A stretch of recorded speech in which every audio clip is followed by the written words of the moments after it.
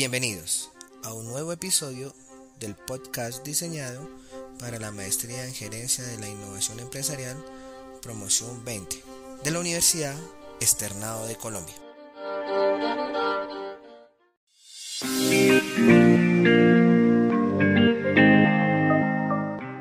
Bienvenidos a Innovadores con Sentido.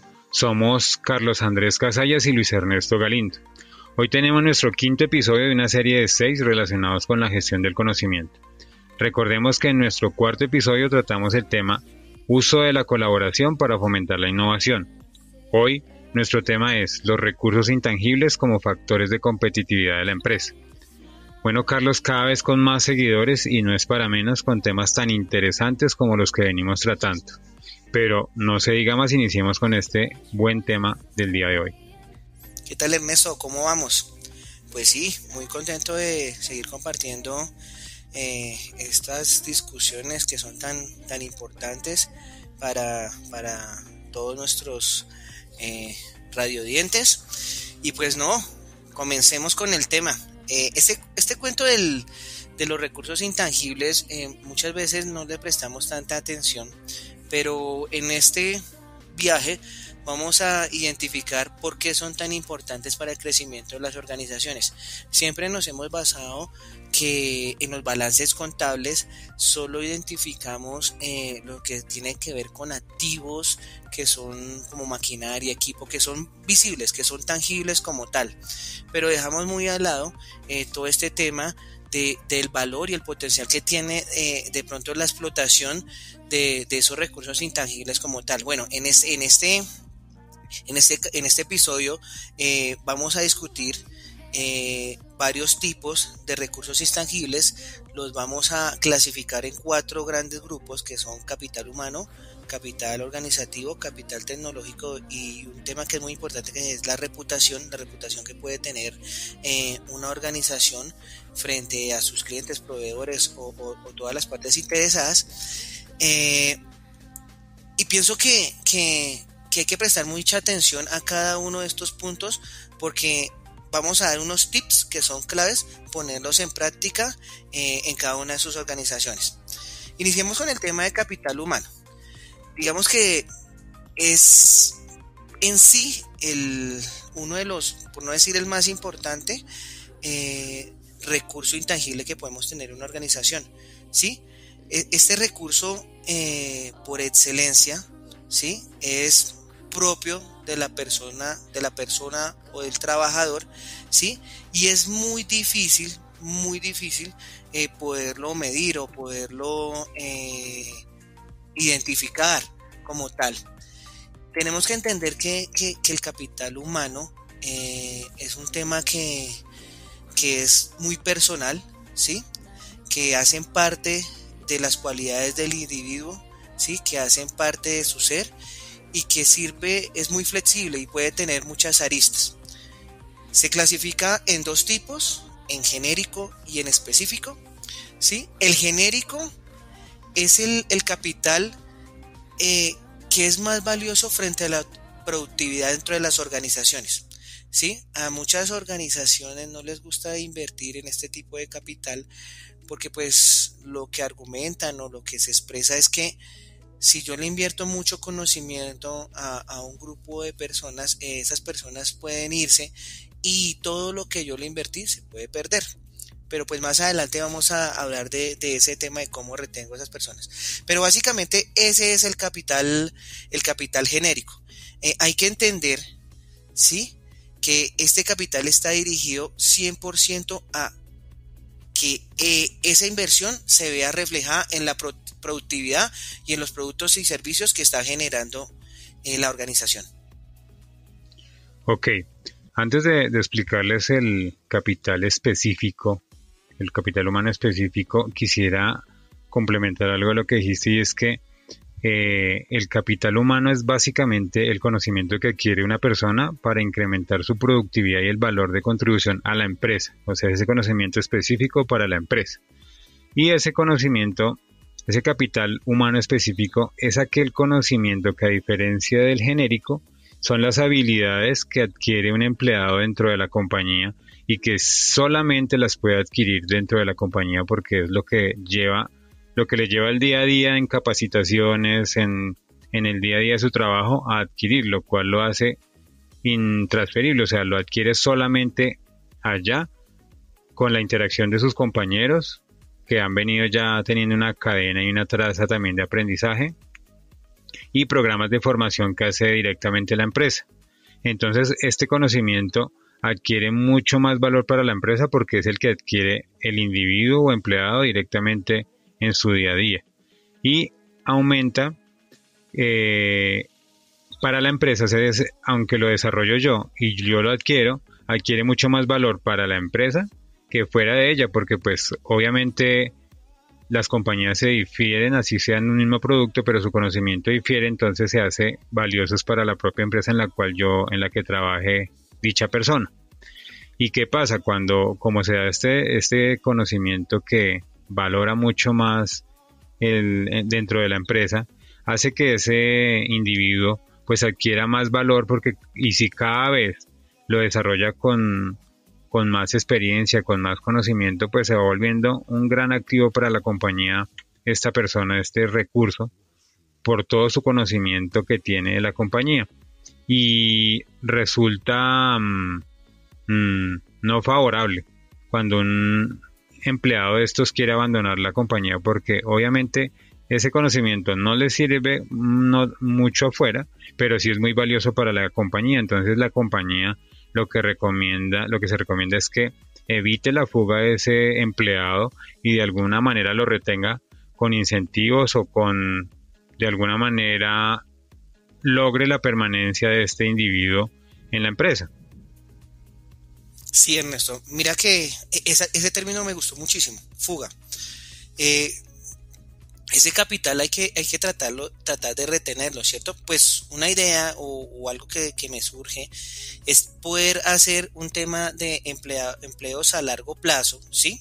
Que podamos llevar a generar en esas personas que han sido, que se les invirtió capital intelectual, un tema de ascensos, un tema de promociones, un tema que la persona siga una línea de crecimiento en la organización, ¿sí? Y que no tenga esa necesidad de estar buscando otros horizontes por salarios, por ascensos, por oportunidades, sino que desde que la persona está iniciando un proceso en la organización, tenga fijo un panorama de hasta dónde puede llegar y de cómo puede ascender. Sí, me parece que un tema de manejar el tema de antigüedad puede ser que un tema de competencia y que a medida que va pasando el tiempo se vaya premiando y se vaya dando la oportunidad a esa persona que explote todo ese conocimiento que ha adquirido.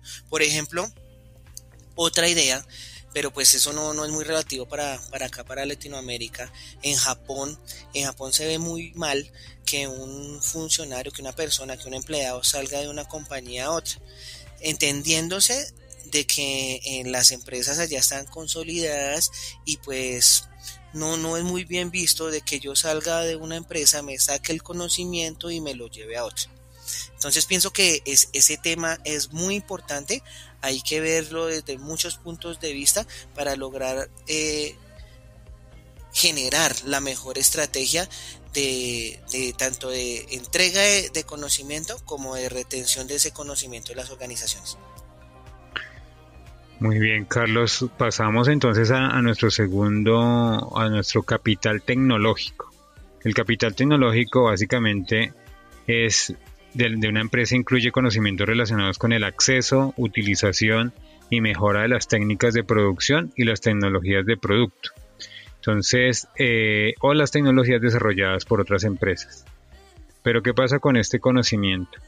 Este conocimiento está presente en los grupos, o sea, desarrollar este conocimiento del grupo interno de la compañía es mucho más difícil, como lo veníamos ya tratando en otros temas de ese conocimiento tácito, porque es que es en el que hace parte los integrantes de los equipos que dan buenos resultados y que saben cómo deben trabajar entre sí, y es donde viene esa química ya laboral que uno llama, de la especificación de las tareas, la delegación y las responsabilidades y los incentivos, que solo se da ahí y que difícilmente se podría traducir en un documento o en un papel, porque es que es algo que se genera en la interacción de los empleados y solo se da ahí ese conocimiento, que es podríamos llamarlo un aprendizaje mediante la interacción de la labor que ellos desarrollan.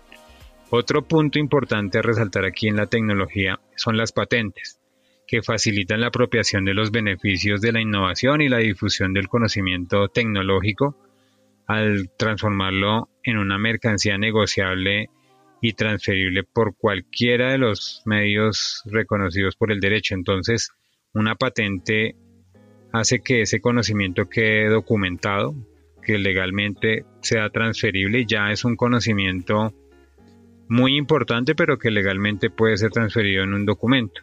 Entonces es otra razón para patentar, es tratar de ganar acceso a los mercados extranjeros cuando los gobiernos de otros países exigen la transferencia de tecnología como condición de entrada.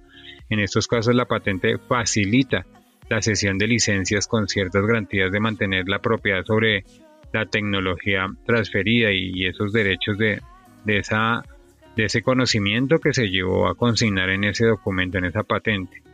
Y es que eso también lleva a que haya un beneficio por decirlo así, de monopolio, porque mientras que yo tenga ya documentado mi conocimiento en una patente, pues evita que este conocimiento o que la imitación o imitar por otras empresas de mi producto sea tan fácil, porque genero yo un monopolio al tener el conocimiento documentado en una patente.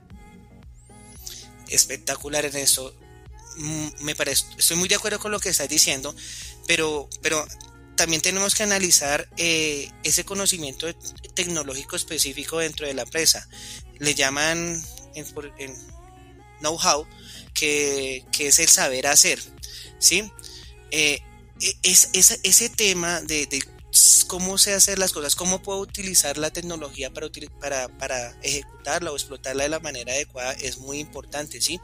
Hay que entender, ¿sí?, que hay informaciones secretas, ¿sí? Un tema de información propia de las organizaciones, ¿sí?, que es importante saber que se puede tener la información, pero que si no se sabe ejecutar, pues no va a servir de nada. Eso es como el que tiene la receta de la Coca-Cola. Usted puede tener la receta, la receta no puede tener los componentes de la Coca-Cola, pero si no sabe la receta, pues no va a servir de nada.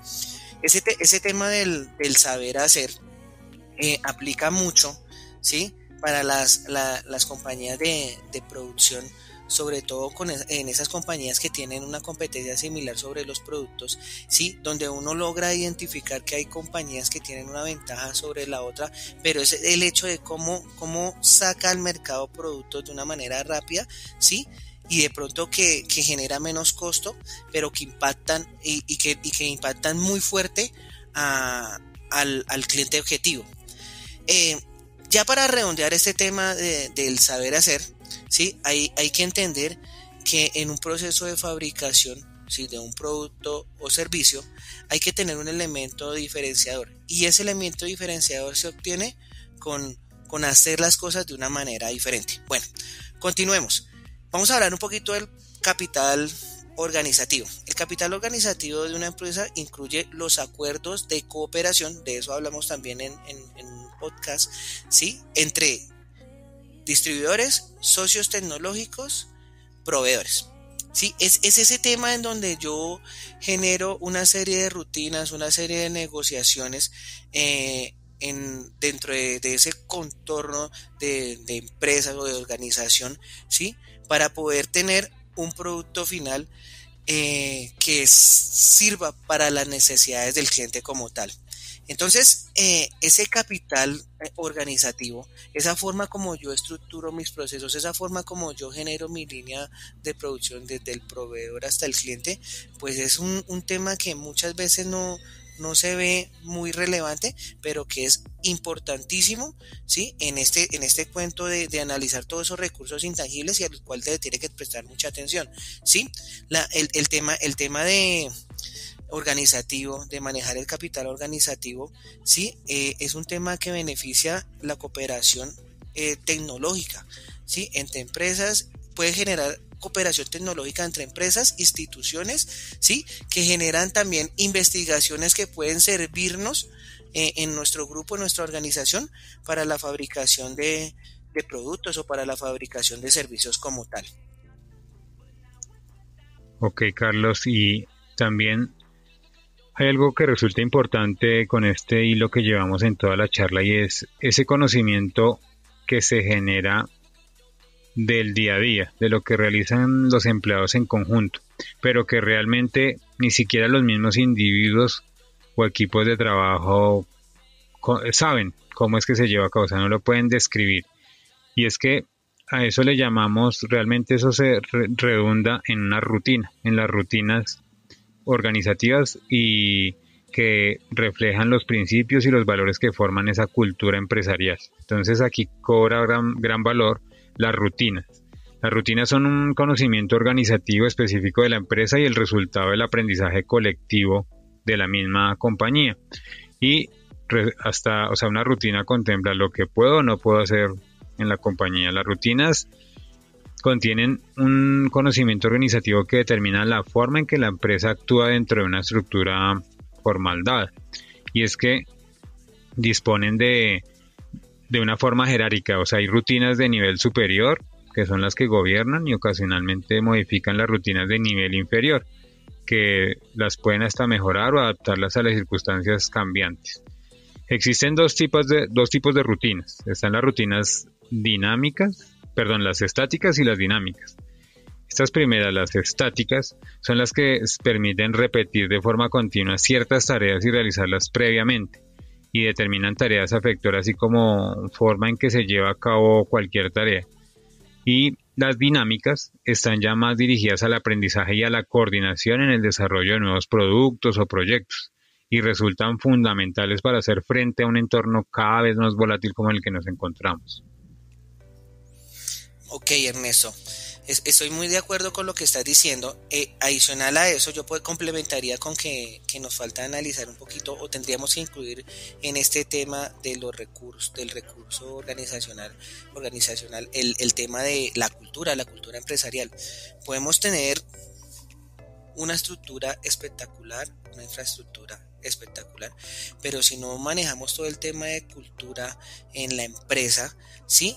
No vamos a poder detectar o conocer esos puntos que son importantes para todo este manejo de la estrategia que se debe realizar para explotar al máximo los recursos intangibles. Tenemos que entender que las empresas se conforman de personas y las personas son las que hacen la empresa.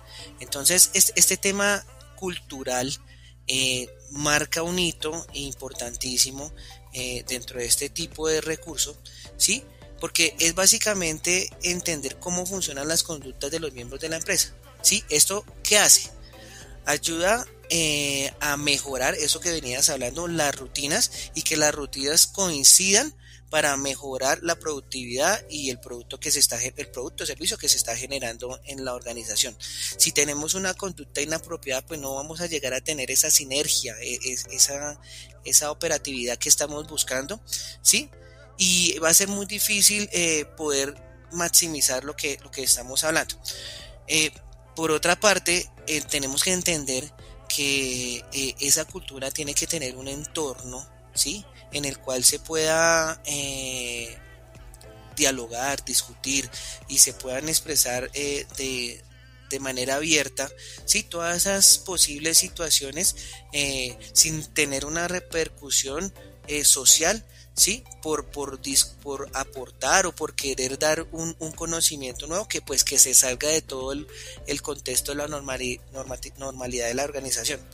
Este tema cultural va muy de la mano con el tema de las rutinas, ya lo dije, para poder tener una sinergia en todo el contexto de la organización. Bueno, y pasamos a un tema que tú bien nombrabas al principio y que es muy importante, y es la reputación de la compañía. No sé si lo hablamos en un podcast pasado, pero aquí cobra gran valor la cultura corporativa, que a diferencia de la organizacional es la que muestra a la compañía de cara al cliente y que es clave y muy importante porque es que la reputación en la empresa es la imagen que de ella tiene en función de su conducta en el pasado y que constituye la base para predecir su comportamiento futuro. Entonces, es que condiciona los términos en los que la empresa se relaciona con sus proveedores, acreedores, trabajadores, clientes o incluso las interacciones con los mismos competidores. Entonces, la reputación crea valor al consumidor y le reduce esa distancia con los mismos, con respecto al vendedor, al mismo, a la interacción. Cuando tenemos esos contactos de verdad, esos momentos de verdad, si la reputación está alta, esto disminuye la distancia entre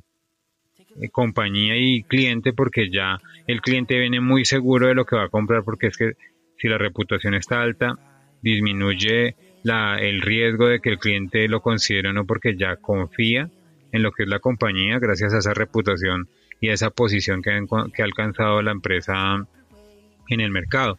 Y es que eso también se ve reflejado en cosas como, en distinciones como la marca, el logotipo, los productos que respondan a las expectativas del cliente, los nombres comerciales, los rótulos, toda la publicidad que se haga de manera correcta para la compañía y que posicione a la compañía en el mercado, te dará o no la reputación y disminuirá la distancia entre el cliente y la misma compañía para la venta de sus productos.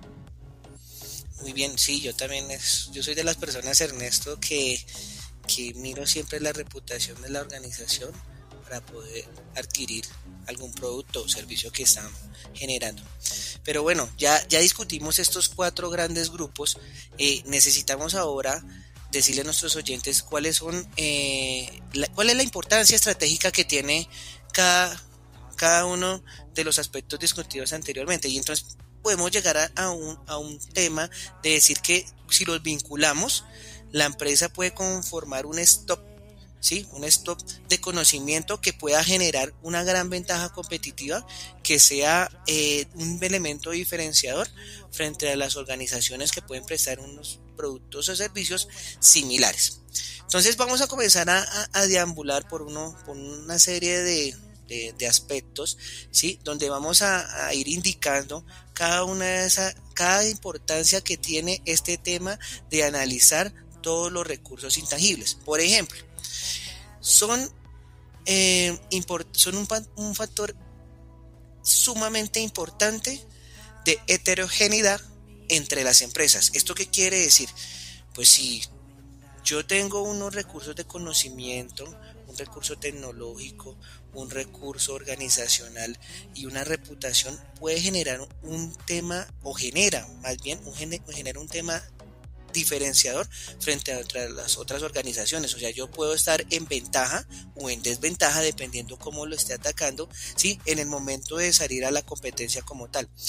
Este tipo de recursos no suelen estar disponibles en el mercado. ¿Eso qué quiere decir? Yo no puedo ir a comprar en la esquina reputación, yo no puedo ganar reputación de un momento a otro, yo no puedo ganar un conocimiento tecnológico de un momento a otro. Puedo adquirir herramientas tecnológicas, pero el conocimiento y la madurez en el manejo de cada una de esas herramientas pues va a tardar un tiempo. O sea, es un tema que no se consigue a la vuelta de la esquina, diciéndolo popularmente. Hay otro tema que es importante, que es la lealtad, como lo venía diciendo, poder generar lealtad entre los colaboradores, funcionarios, empleados que trabajan en la organización. Puede ser un tema diferenciador, porque puede ser que en esos elementos intangibles que analizamos ahorita, alguna persona, sé que uno tiene que decir que nadie es indispensable, pero alguna persona puede prestar un elemento diferenciador que ocasione pues un tema de fuerza en el momento de la competencia como tal. Hay que pensar también, Ernesto, ¿sí? Que los vínculos, hay que generar unos vínculos, y esos vínculos hay que dejarlos argumentados, escritos. ¿Para qué? Para que sea mucho más difícil que se pueda romper, ¿sí? Esa cadena o ese lazo que se consiguió en el momento de realizar cada uno de estos análisis de los recursos que estamos analizando. Interesante, interesante. Y venimos con un segundo punto, no menos importante, que es que esos recursos intangibles no se deprecian por el uso. Es curioso, uno se pone a analizar en una máquina y obviamente que un recurso físico o material se deprecia con el uso y con el tiempo. Pero los recursos intangibles, contrario a estos, no se deprecian, por el contrario, a medida que pasa el tiempo y que vamos adquiriendo más experiencia y perfeccionándolos, pues aumenta su valor y su uso. Sin embargo, pues no obstante hay activos intangibles que sí alcanzan a depreciarse, como son las inversiones en I+D o en software, por decirlo así, que ya se hace que la tecnología se vuelva obsoleta, porque obviamente esto es un tema que lo sabemos todos, y es que la tecnología todo el día es cambiante. O sea, ya lo que yo hoy tengo mañana se bajó, ya no es lo último que tengo. Esto lo podemos ver en cualquier producto tecnológico, de celulares, de tecnología de este tipo, y es que es lo que pasa con este activo intangible, que esas inversiones sí se pueden ver depreciadas de cierta manera. Uno, por eso, porque cada vez sale algo mejor; otra, porque con un mercado tan variable, tan lleno de opciones, pues la gente también puede cambiarse fácilmente y ver en ese competidor mío que subió su ranking, que implementó una tecnología mucho mejor, pues de cambiarse. Entonces, en su gran mayoría no se deprecia, y por el contrario, a medida que pasa el tiempo y su experiencia, su perfección, aumenta su valor y su uso. Pero sí, no hay que dejar a un lado de que existen aspectos de activos intangibles que sí se deprecian, Carlos. Bien, hay otro factor que tenemos que analizar, es que son poco transparentes y sus costos de imitación pueden ser elevados. ¿A qué nos vamos con esto? Es muy difícil poder copiar un recurso intangible, por no decir que es prácticamente imposible, ¿sí? Tenemos que comenzar a analizar, como lo decías anteriormente, que ese conocimiento tácito es de difícil acceso. O sea, esa cuestión de que yo quiero imitar, no sé, cómo piensan las personas que están produciendo el nuevo producto que va a sacar Apple al mercado, pues es prácticamente, no es imposible, pero es muy difícil, ¿sí? Lo que ocasiona que este tema de los recursos en sí, tenemos que darle la importancia y la relevancia, porque puede ser un elemento, como lo hemos dicho muchas veces en la conversación, un elemento diferenciador, ¿sí? Un elemento que puede ser clave en el momento de la competencia. Se ha demostrado que la imitación, para tener imitación hay que tener contacto personal. No es tan fácil poder imitar a una organización si yo no tengo ese acceso a ella misma. Bueno, puede ser que yo pueda tener la documentación, puede ser que yo pueda tener alguna información, pero es muy difícil poder llegar a ese grado de imitación de una forma, o sea, sin ingresar, sin poder incluirme, sin poder interactuar con la organización a la que quiero imitar. Adicionalmente, los costos de imitación pues pueden ser muy caros, pueden ser muy elevados, debido a que si yo quiero imitar a alguien, pues yo tendría que sacar a la persona que es clave en la organización y traerla para la mía, para poder generar una imitación favorable y que la verdad supla y que pueda ser competitiva frente a la persona que puso el producto o el servicio en el mercado.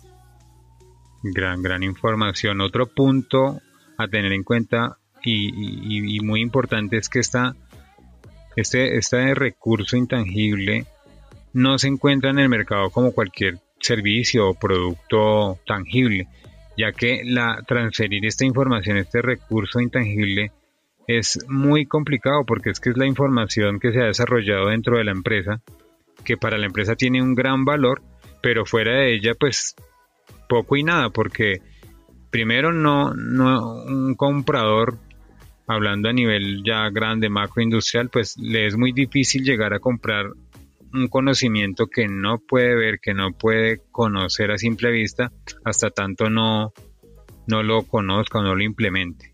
Entonces, hablamos muy claramente de que no se encuentra en el mercado, porque es que es todo esto que veníamos hablando del know-how, de tener un conocimiento tácito ahí que difícilmente ahora es muy complicado de transferir, obvio se da, y está valorado de pronto en lo que hablábamos de las patentes, pero de ahí a que se transfiera es complejo porque es algo que se ha desarrollado, que lo decíamos hace un momento, ni siquiera los mismos individuos, empleados que forman ese grupo de cultura dentro de la compañía lo tienen claro, es algo que se da de las rutinas que hablábamos, entonces es un conocimiento muy complicado de transferir, muy importante para la compañía, pero que afuera su valor es casi mínimo, porque pues obviamente no por la misma complejidad que tiene.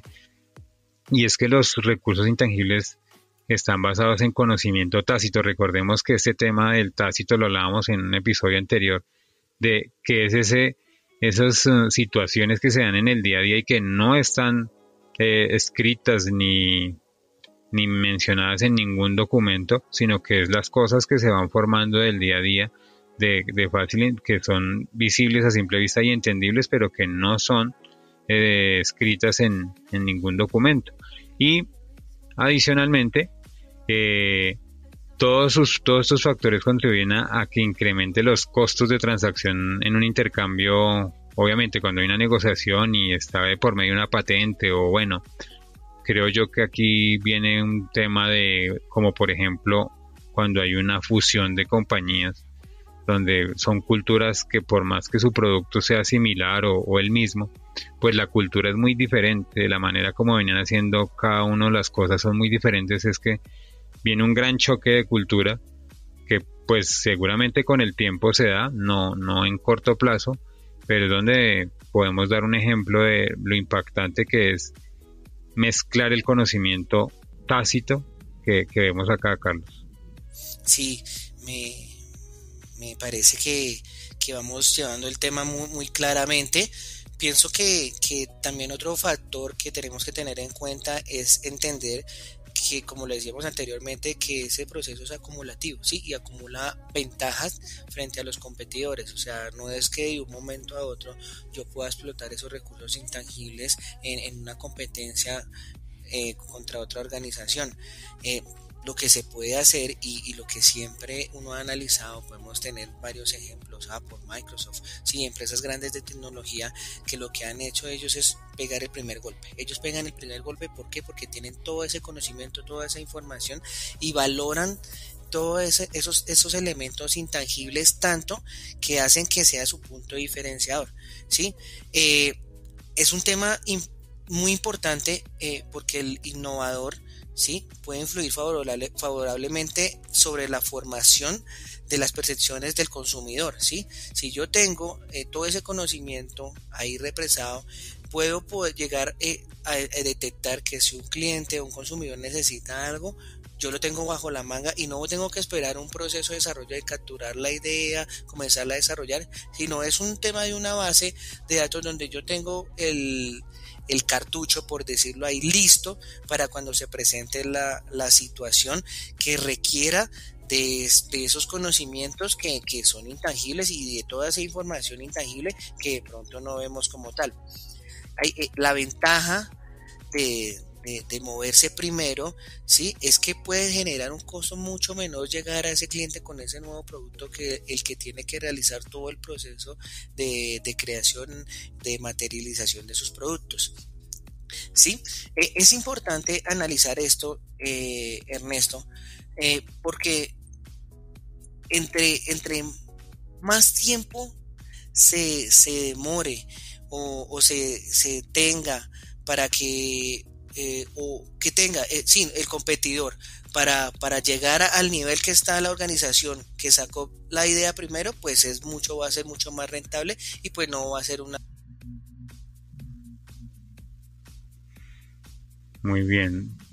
Sexto aspecto que tenemos importante es generar importantes externalidades y sinergias. Recordemos que externalidad es todo aquello que da como resultado una compañía de manera positiva, que impacta de manera positiva o negativa a su entorno o a sus competidores. En este caso, pues hablamos solo de la parte positiva. Entonces, cómo esos intangibles pueden generar externalidades que influyen positivamente sobre los beneficios percibidos por otros competidores, como con inversiones en publicidad de marca realizadas por un fabricante que aumenta simultáneamente la demanda global y las ventas de todos los productores de la industria que son sus competidores, o la difusión del conocimiento tecnológico desarrollado por una empresa beneficia a sus competidores y a las empresas de otros sectores industriales que pueden replicar o explotar comercialmente este conocimiento con un bajo costo de imitación sin incurrir en los costos de I+D necesarios para desarrollar este conocimiento y sus aplicaciones, que sí los incurrió la empresa que ejecutó, que creó, que innovó con la nueva tecnología, y a su vez no se agota con el uso y son susceptibles de ser empleados simultáneamente en usos indistintos sin pérdida de valor. Y es que la capacidad es poco menos que limitada, por tanto, el que posee este recurso intangible y que la genera con una mayor potencial y desarrollo tiene gran ventaja sobre los demás. Las empresas que poseen recursos físicos específicos e intangibles en exceso crecerán con mayor probabilidad hacia negocios próximos o similares a los originales y tienen mayor posibilidad de diversificación relacionada con los mismos. Sí, bueno, Ernesto, tenemos que comenzar a analizar cómo la empresa está analizando ese tema. Bueno, entendamos que para poder tener todo este análisis y toda esta búsqueda y explotación de esos recursos intangibles, las organizaciones hoy en día no están realizando ese análisis que se requiere para acumular ese capital humano, tecnológico, ¿sí? ese capital que sirva y que prospere para la generación de crecimiento de su organización. Un ejemplo sencillo: si podemos analizar una empresa, la empresa prefiere invertir mucho más, ¿sí? No estoy hablando de todas, estoy hablando de algunas en planta y maquinaria que en I+D, sí, porque es que en I+D lo que se está generando es una inversión de conocimiento y de generación de ideas, que puede ser que den resultado, puede ser que no, pero vámonos al tema gerencial en un momento de una situación crítica, como por ejemplo lo que pasó ahorita con el tema de la pandemia. Ese capital, como no es comerciable, como tú lo dijiste, no sale al mercado, es muy difícil poder tener un salvavidas con ese tipo de inversión que se haga en una organización. Es más fácil o más sencillo vender una máquina, vender una bodega, vender algo que sea tangible. Por eso las organizaciones pues algunas han venido cambiando el chip y se están comenzando a dar cuenta de la importancia que tiene el departamento de I+D, ¿sí?, en el crecimiento de sus organizaciones. Hay que entender que en este mundo de globalización tenemos que estar en constante cambio y las organizaciones no se pueden quedar en como se manejaban anteriormente, en adquirir activos, sino hay que comenzar a crear departamentos de innovación para que no nos quedemos o no se queden retrasadas frente a la competencia y frente a los demás, así como las empresas estatales que si las conocemos aquí en nuestro país son muy chapadas a la antigua, por decirlo así. Pues hay que comenzar a crear y que se generen esos departamentos de I+D donde se saquen esas ideas innovadoras que sirvan, en el caso de las empresas públicas, a los usuarios que requieren de información y que requieren de procesos con agilidad y con una buena calidad, sobre todo en la prestación de los mismos. Y bueno, pues para concluir este tema que ha sido fantástico, podemos entender que una fuente importante de las ventajas competitivas reside en generar y explotar un tipo de recursos que no son los comunes a los que se vienen manejando normalmente en las organizaciones, esos recursos que no vemos pero que la verdad sí están generando un efecto muy importante dentro de las organizaciones. Adicional a eso, Ernesto, hay que comenzar a pensar diferente, ¿sí? Hay que comenzar a valorar los recursos de manera diferente y no pensar que si no veo me va a generar valor, ¿sí? Un punto ya para concluir es que aun siendo factible que se puedan proteger legalmente, pues es muy difícil poder proteger todo, ¿sí? O sea, es muy difícil poder abarcar legalmente todo para no tener que haya escape de información y tal. Es mucho más fácil lograr sensibilizar al grupo, ¿sí? A la compañía, que lo que están haciendo es muy importante y que eso va a generar unos beneficios que van a repercutir en ellos. Sí, yo ahí, después de todo esto tan importante que dices, quisiera complementar algo, y es que el componente organizativo incluye distintas variables que trata de captar el clima, ese clima organizativo de la empresa. Entonces cobra gran valor cómo los empleados ven sus condiciones de trabajo, la atención que reciben de la dirección, el énfasis de la dirección, cómo están fijadas sus metas al interior de la compañía. ¿Por qué? Porque es que de acuerdo a esa percepción en los empleados, esto influye sobre la motivación y el desempeño individual de cada uno de ellos. Entonces, a mayor motivación y mejor vean esta atención sobre ellos y cómo está su futuro, sus proyectos de vida montado, pues mayor va a ser el desempeño individual y los resultados en toda la organización. Y es que, ya para concluir este punto que estás tocando, una cultura organizativa que estimule la libertad individual, el pensamiento libre y la creatividad puede resultar particularmente muy valioso en entornos dinámicos donde hay cambio tecnológico, donde el cambio tecnológico es rápido e importante, pero desafortunadamente puede tener efectos negativos en un entorno estable, o sea, quieto y competitivo, porque la eficiencia es un factor determinante de éxito. Entonces es importante todo esto que gira en torno a los empleados, de cómo la compañía genera estímulo al empleado para que surja, porque asimismo pues es recíproco y el empleado con mayor motivación va a responder, y si lo que decimos que va a haber estimulación, pensamiento libre y creatividad, pues es donde, como en temas pasados hablábamos de innovación, es donde surge la innovación y el trabajo en equipo. Y ya para concluir, Carlos, pues todo este tema que hemos tratado hoy, vamos a decir como unos tips de todo lo que hemos tratado para nuestros oyentes se lleven claro el tema. Y es que una de esas conclusiones es que, como lo que decíamos ya finalizando, las externalidades, por ejemplo, que fue uno de los puntos que tratamos, y los efectos de sinergia, pueden extenderse con un costo reducido a otros productores de mercado, o sea, sin disminuir el valor ni sus empleados actuales, a diferencia de un recurso material que sí se depreciaría, como ya lo hemos dicho claro, este recurso intangible no se deprecia, pero a diferencia de un tangible sí se depreciaría, y por el contrario, con su utilización, con su uso, con su mayor uso, pues va a tener más desgaste, a diferencia del intangible, de este recurso intangible que crece y cobra más importancia. Otro punto es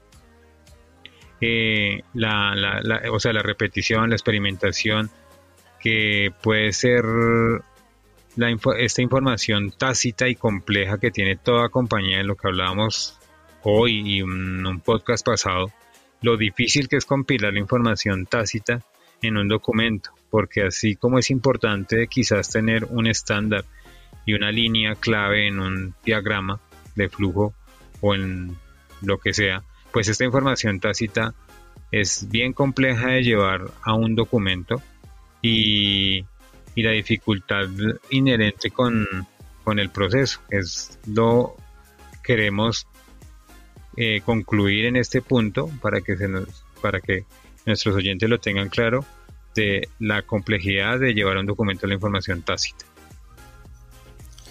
Muy bien, Ernesto, no, pues creo que ya fuimos muy claros. No sé si quieras decir algo para terminar.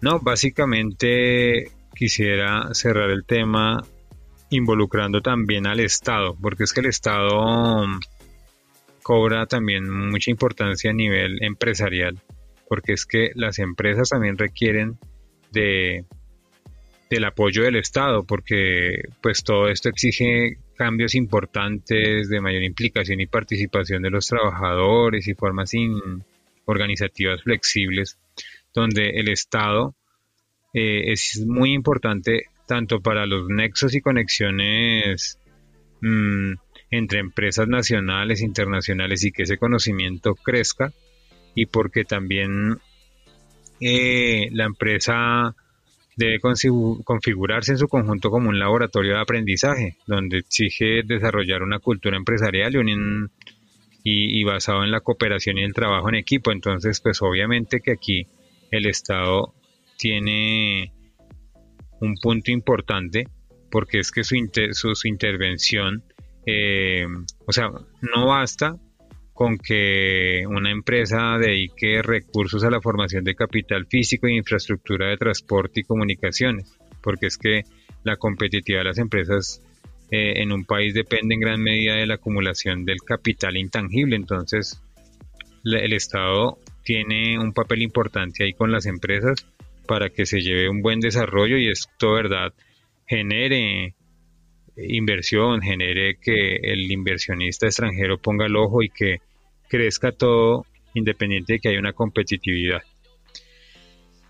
Creo que con este punto cerramos el episodio del día de hoy, de un tema tan interesante como este, y damos gracias a nuestros oyentes. Los invitamos a escuchar nuestro próximo podcast, no se lo pierdan, que es nuestro último de esta serie de gestión del conocimiento. Y gracias a todos por estar ahí presentes y seguirnos. Y gracias, Carlos, espero que descanses. Nos vemos en el próximo podcast. Bueno, Ernesto, muchísimas gracias, excelente intervención. Y les recuerdo que este es un ejercicio para la Universidad Externada de Colombia. Muchas gracias.